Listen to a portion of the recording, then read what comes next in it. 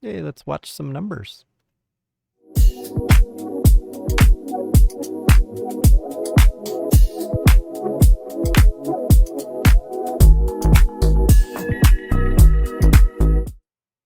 Hey everybody, this is Pookies Bench. We're back with another episode of the Rags to Riches 5-Year $500 series episodes, and I want to get my face out of the way immediately so we can look at this.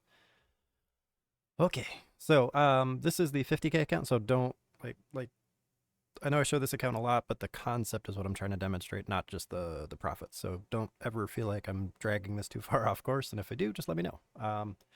So right now I'm just trying to demonstrate more consistently the effective covered calls and how they operate, because that will be what's on the smaller account once we get that that concept kind of iron portrayed in a clean way. All right.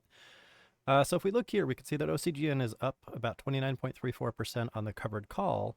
Obviously, the stock itself is up about 25, 26% today, so it's just been pushing new highs kind of all morning. We had a gap up overnight, and then it just kept going, right? And this kind of move is good and bad for us. So if we're obviously it's good for the share appreciation, right? You can see that these are up 70% right now, but it also means that the call values that we sold are inflated, which means the amount of profit that we're going to make is decreased because we sold the contract. The contracts are worth more.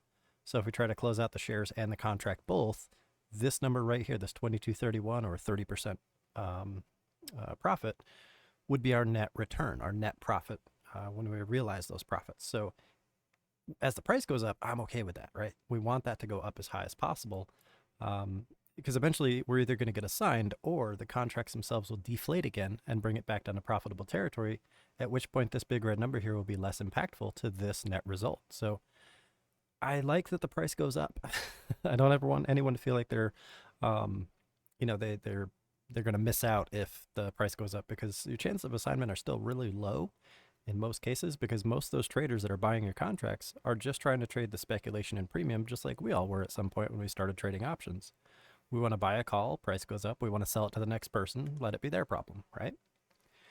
But as the seller of that contract, we don't really care who buys it. We just want someone to buy it at what we sold it for, and then it to expire worthless, or for someone to exercise it. So at this point, this specific covered call has a profit potential of $2,771 if I get assigned. And that's just the result of, selling the 100 calls at $20 each, so $2,000, plus the difference between my average of 92.29 cents and $1 strike. So if I assign, or if I get assigned, they'll buy the shares at that strike price of $1, which will give me $771. So $27.71 is my profit cap.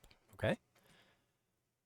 But we can go past that. So if the share price appreciates high enough, like at this point, you could see the shares themselves are worth about $6,550 roughly, but the contracts that we've sold are increasing in value. So that's taking about $4,200 off of that profit. So that's the number we're left with. Now, this number here is the one that I care about for the cover option position itself, getting above that 2771 result. And in order for that to happen, the share price just needs to keep going, or share price can still stay elevated, but the contracts will eventually fall off, whether it's through theta, whether it's for people selling their calls.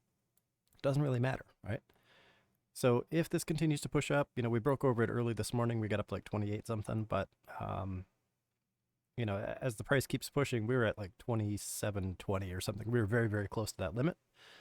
And as soon as that limit is hit, okay, we have the choice. We can lock in those future profits today, right? Like I don't have to wait for assignment at that point because I can just close it out for the same profit sooner. So I'm reaching into the future, grabbing future profits and pulling them back to today, getting all the risk exposure off my plate, freeing up that capital, and then I can choose what to do next. Or I can let it go past the 2771, and then it becomes a matter of, does the buyer assign it, or do they exercise their contract and I get assigned and make that 2771, or can I scrape out a little more profit?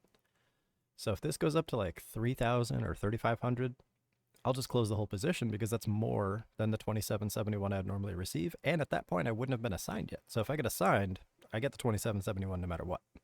If I can get more, I'm going to do that. So that's why I kind of like it when price pushes up like this, because the chances of this stock falling all the way back down are pretty low. However, even if it does, that's okay, right? Because I still have this profit potential of 27.71 sitting there. And that was the initial profit that I expected when I opened this position. So I don't care if that's all I get at the end of the day, right? I was prepared when I opened this position that on April 19th, 2024, I would get either just the premium from the contracts or the 27.71 capped profit potential for the shares and the contracts. So anything above and beyond that is just extra. It's early Christmas morning. I'm not going to freak out if I miss it. But if it happens, I'm going to grab it. I'm gonna take it and run with it. So right now you can see that the price continues to push new highs as I'm talking, right? It's a strong move. No point in jumping in front of that. Unfortunately, with that move comes the increase in premium. So once that starts to fall off, so once we find some consolidation here at the top or wherever the top may be, right? We don't try to predict and anticipate. We just wait for things to happen, and that tells us what to do. The value of these contracts will eventually deflate. And as they deflate, this big red number, it gets subtracted less and less from this number, this big green number, which will increase this big green number, okay? So think of this as scooping a hole in a beach, and this as the pile that is created. Eventually this number will get smaller and this pile will get bigger, which results in a bigger overall pile. So that's all I care about. I just want that pile to be big. If it's bigger than the expected profit, the expected size of the pile that I originally plotted out, I'm happy. If not, I'm still happy with that original pile. So just waiting, and that's the exact same process for all 5 of these. You can see I did, I don't remember if I covered this on the last episode, but I did open up 300 shares of plug, and I sold 3 covered calls against those, just 2-day contracts, just to demonstrate the principle from the last video about how we can do, shorter expirations for a little more effort, a little more close monitoring, but we can make more efficient profits because the higher per day theta harvested is more effective than just getting a big premium up front and letting it sit there for a couple of weeks, right? So that's all. I'm going to demonstrate that with plug. I'll probably end up, selling these shares, buying more, doing more covered calls every couple days, and you'll see that that kind of racks up pretty quick, as opposed to just selling it once for like $40 2 months from now, right? I can get $5 like every couple days, 2 times a week, and then that adds up just as fast, or faster, I should say. All right, so I was kind of hoping that this would pop. OCGN would pop before the end of this recording, but I'll have to just circle back. So basically, the really cool part about this, right, is you see this number right here. As the price pushes up or as the price pulls down, this number will get bigger. Okay, if the price pushes up, these two will get bigger. If the price pushes down, these two will get smaller. Either way, this number goes up. So it's pretty cool how that works, and I like it. So with all that said, I will end the recording here because it looks like we're just going to kind of hit our head a little bit, and I don't want to drag this video out just for the purpose of hopefully catching a break of that profit cap just on one episode. So, and I got a bunch of work to do. So I will end this episode here, and hopefully I will catch you guys on the next one. And you can see just like that, it deflated so fast because the contract value here just shot up pretty high.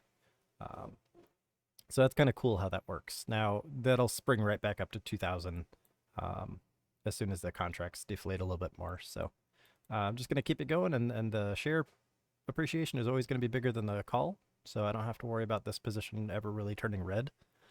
It's just a matter of how much or how little profit I get over a period of time. So, but either way, like I said, guaranteed, if I hold this all the way to expiration, one of 2 things will happen. I'll either get a worthless contract if the price goes all the way back down below $1, at which point I'll just keep my $2,000, or I will get assigned and I'll also sell the shares at $1 for that 2,771 no matter what.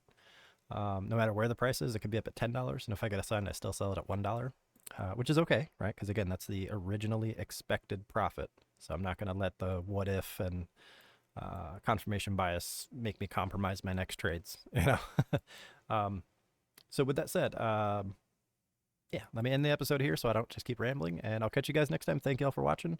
And tomorrow morning, I'm going to be live trading the market open on the smaller account. I'm going to be using StocksBuddy and TradingView for the premium members in the Discord. So I'll see you guys there. And if you're not in the Discord, that's okay. There's a link in the description here, but this isn't a product push or anything like that. Just letting you guys know where I'll be at in case you want to follow along. And I'll catch you guys next time. Thank you. Have a good day.